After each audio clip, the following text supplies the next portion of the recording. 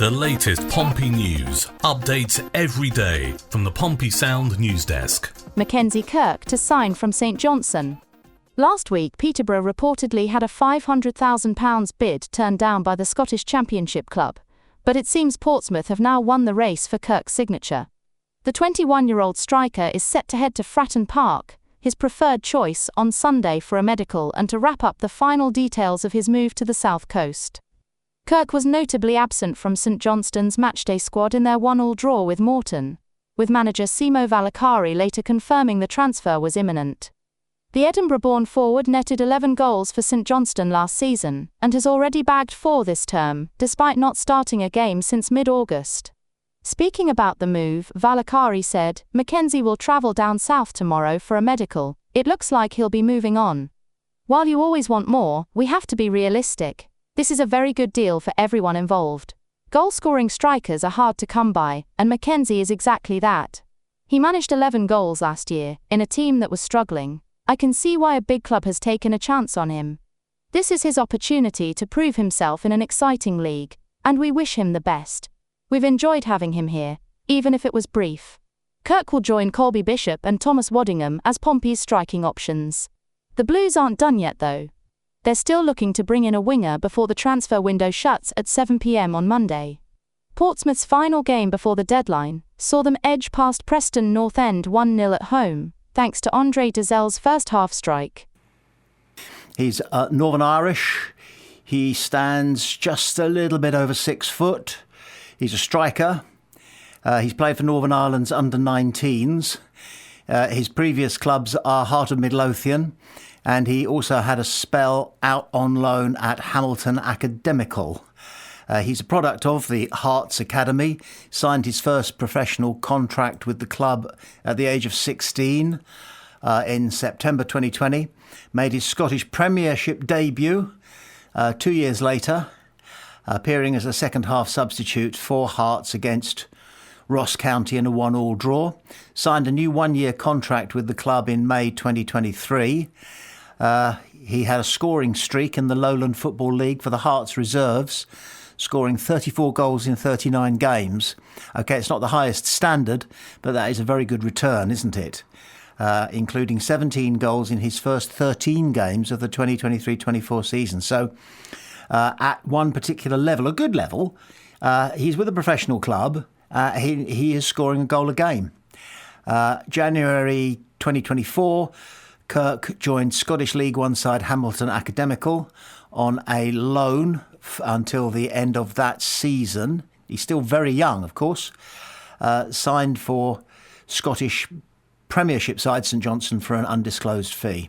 And Hearts manager Robbie Neilson describes Kirk as a natural finisher after he made his debut as an 18-year-old in the Scottish Premiership. He's the son of former Northern Ireland international footballer Andy Kirk, and he has a brother named Corey Kirk who plays for Livingston.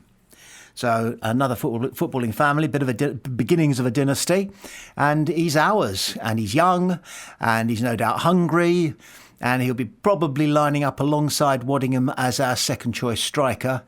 But if he gets in the team and starts scoring goals, who knows?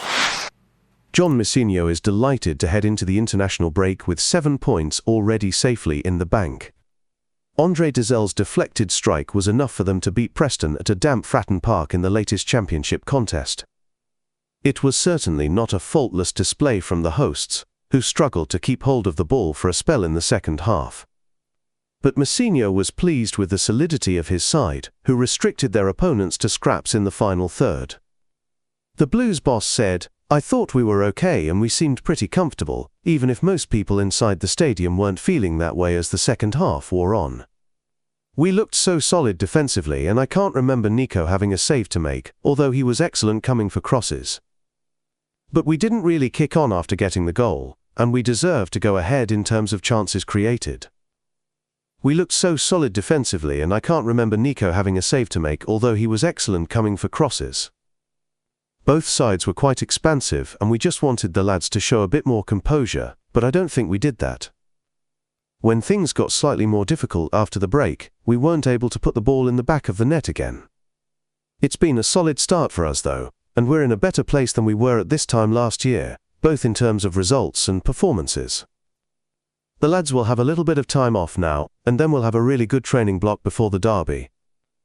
DOZZELL's opening goal of the season, and his first for the club at Fratton Park, capped an all-round impressive afternoon for the midfielder.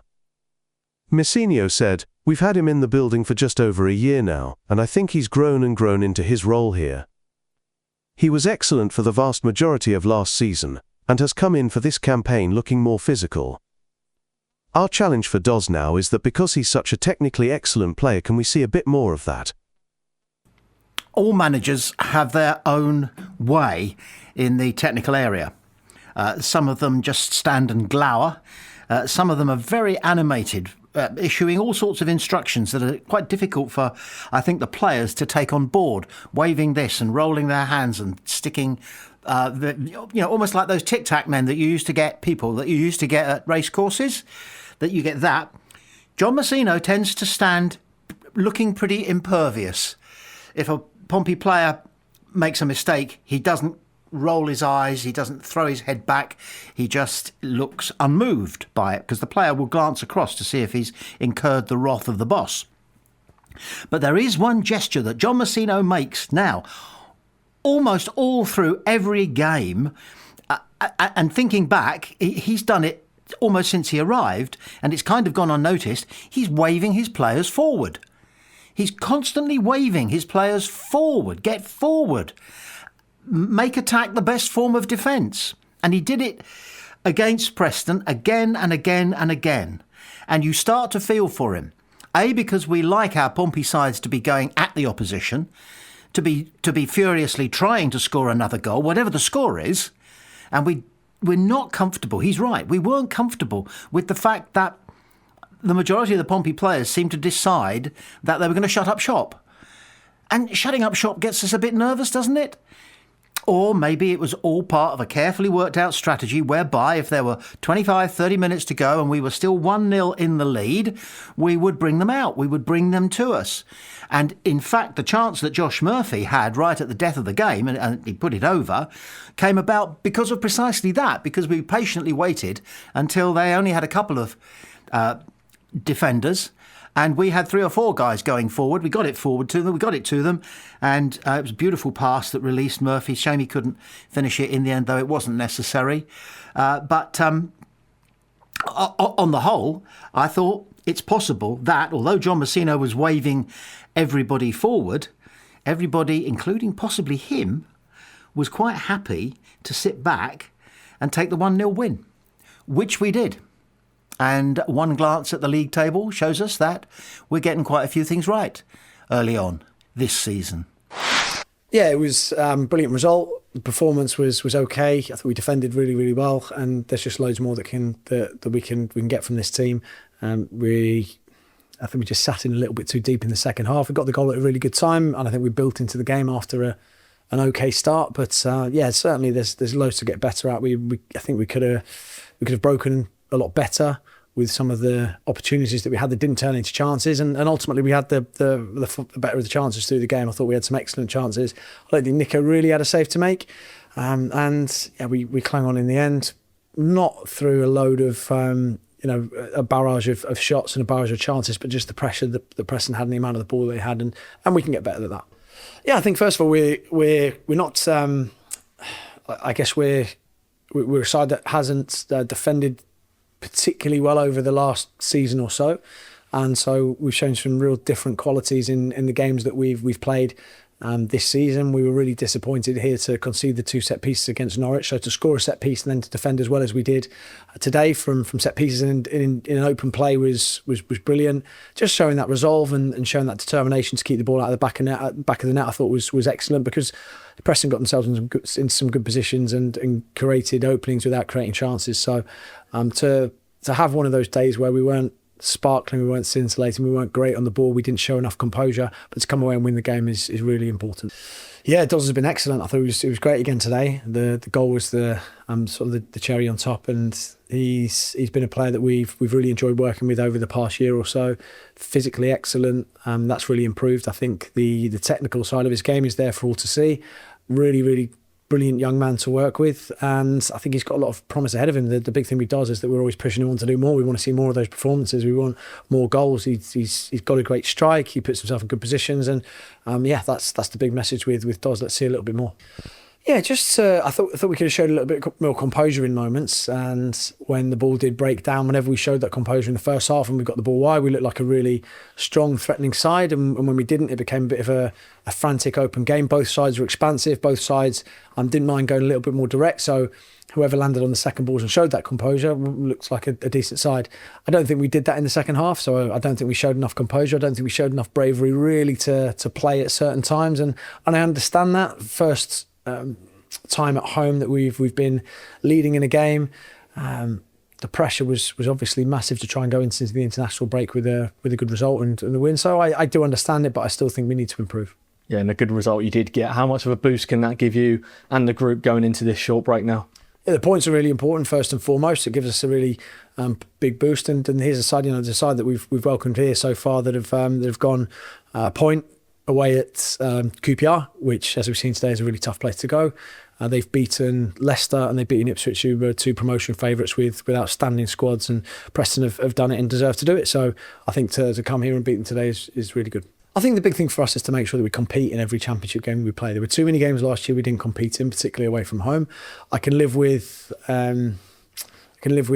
at times us maybe not being at our best, but that's fine. We still need to be ultra competitive, and we still need to make sure that we're willing to sacrifice to win a football game, or to keep a clean sheet. And that's where I think we are at the moment as a football club. We need to build on that. We need to make sure we're a lot better at that going forward. But that's the most important thing to me is to making sure that we're a properly competitive championship side next season. We'll see that it takes us.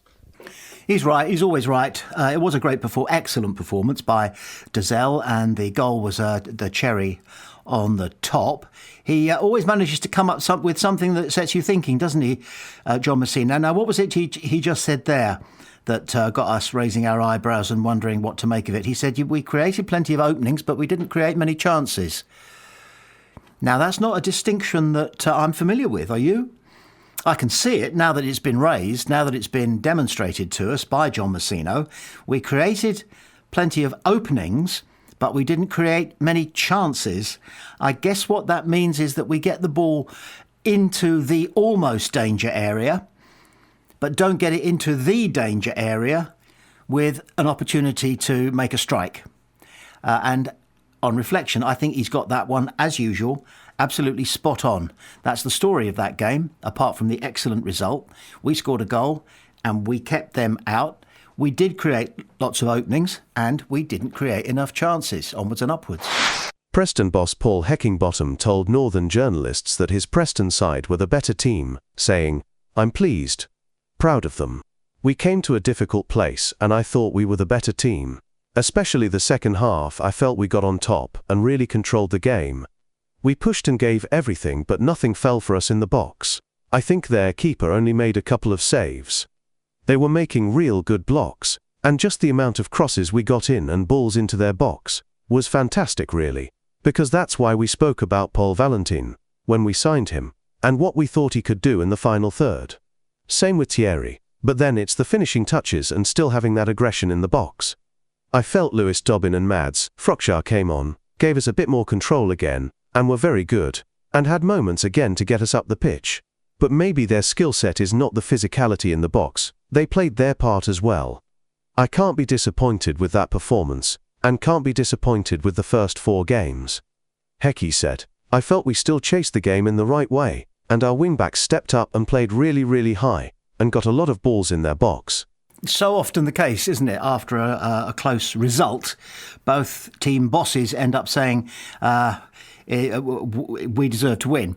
That's what Messina said, and that's what Heckingbottom is saying. And I guess he has to. And he is, after all, talking to Lancashire journalists, and the fans up there will be expecting that to be reported, for him to say that they were the better side, and for the journalists to back that up somewhat and point out unfortunate circumstances, the ball not falling right for them in the penalty area. But I think Messina hit the nail on the head when he said that our keeper Schmidt didn't have much to do. And that's an acid test. And in actual fact, Hecky, as I gather he's called, and I'm going to call him Hecky because I think Heckingbottom, it's not a flattering name, I don't know why. Hecky himself said that our keeper didn't have very much to do. And when a keeper doesn't have very much to do, it's hard to say that the side who did not trouble the keeper hardly at all were the better side, because football is all about creating chances and keeping clean sheets and things like that. So, yeah, that's something that hasn't been mentioned today, so we'll mention it now. We kept a clean sheet. And that is very important, especially when your manager is a former defender, because he gets judged a little bit more by what we do at the back than what we do up front, because he's supposed to know about those things. So it was a win-win all around for Pompey. And Hecky, good luck to you this coming season. Don't think you're going to need it, because they're a pretty athletic side with not an animalistic streak about them, but certainly a bombastic streak to them. They can look after themselves, they can handle themselves, and that goes a long way in the Championship. And that's something that we've got to get better at, actually, with very little time left in the transfer window. Let's see if we can find an 18-stone, thick-necked bullock of a man who can who can handle himself. Oh, wait a minute, we've got Marlon Pack coming back. We're all right.